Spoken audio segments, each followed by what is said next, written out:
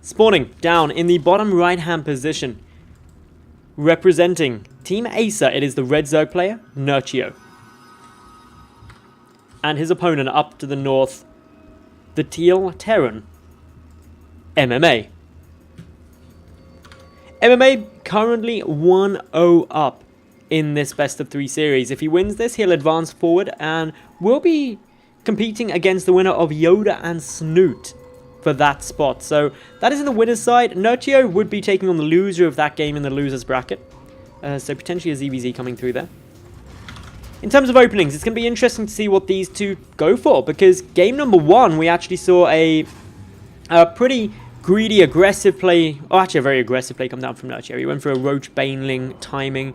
Did a lot of damage, but not enough. It was like nearly there, but because of the 3rd CC from MMA, he had 3 mules, triple SCV production, and the amount of drones cut by Nerchio to do that damage actually got him in a pretty level spot, and things were dicey for MMA for the majority of that game, it's safe to say. But long term, like really long term, MMA just leveled it out and then took that lead, and a big part of that was his upgrades. He got to 3-3 a heck of a long time before Nerchio even had 1-1 down. Actually, no, 2-2 was done for MMA before 1-1 was done for Nerchio, but 3-3 was still there, no 2-2 anywhere to be seen at the end of that game for MMA, for Nerchio. So MMA really utilizing those upgrades well. This game, he's going for the refinery yet again. We've got the barracks just chilling, coming through very, very happily there. So this should be a Reaper coming out. Game number 1, MMA did just get the 1 Reaper, remember, so he wasn't going for the normal style of that. Natural, 15 hatch. 15 hatch coming into a pool there from Nerchio, so he's not doing anything too crazy. He's just playing very standard stuff overall. Not going for the gas immediately. This is the same as he did last game. Some players will get that gas just to get speed down quicker, but clearly feeling quite confident, and some of that will be down to these two being teammates. They will have played a lot of games against each other. They would have talked a lot about different matchups, strategies, and stuff like that. So, as an end result, they're going to probably have a good idea of what their opponent likes to do. But this is where the psychology of team kills comes in huge. Just because you know what your opponent usually does or likes to do, doesn't mean that they're going to do it. There's always that, well, if he thinks I'm going to do this, maybe I'll do something else. But maybe he'll think I'll do something else because that's what he thinks I'll do. And then you start getting into the he knows, I know, he knows that I know that he knows kind of mentality. And it's all a lot of second guessing. Anyway, Reapers, they're having a bit of fun. 1 kill, first blood goes through to this Reaper here. Congratulations, Ronnie the Reaper. You're doing some good damage. Not getting any drones, but picking off Lings, which indirectly does reduce the drone count due to there being obviously less lava available. Nerchio going for a little extract trick there. MMA bringing his 2nd Reaper in. This is different to what he did game number 1. And he's also got a 3rd Reaper coming on down.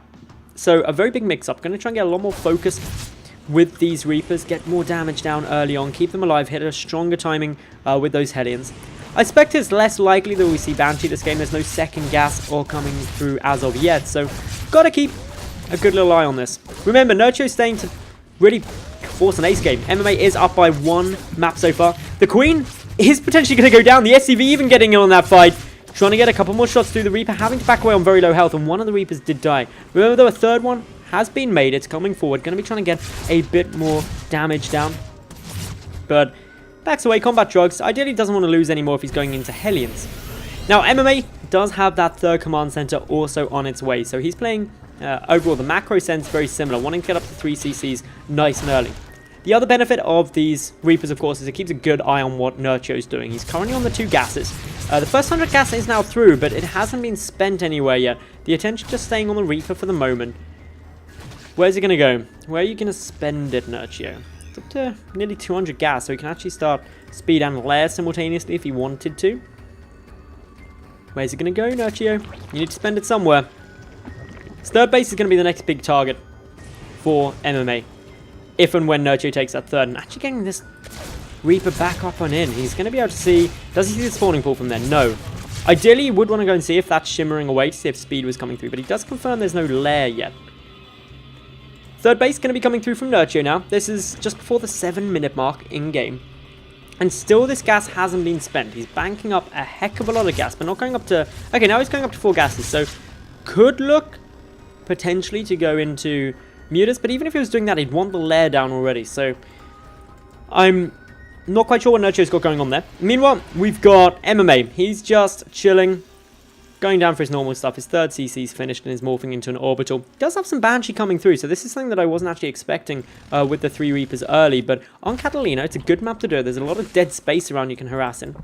There's the Roach one, there's the lair. So, interesting stuff coming through here from Nerchio.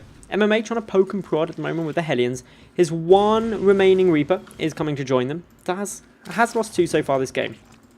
Plus 1/1 melee coming through, so this isn't going to be a Roach Baneling timing or anything like that.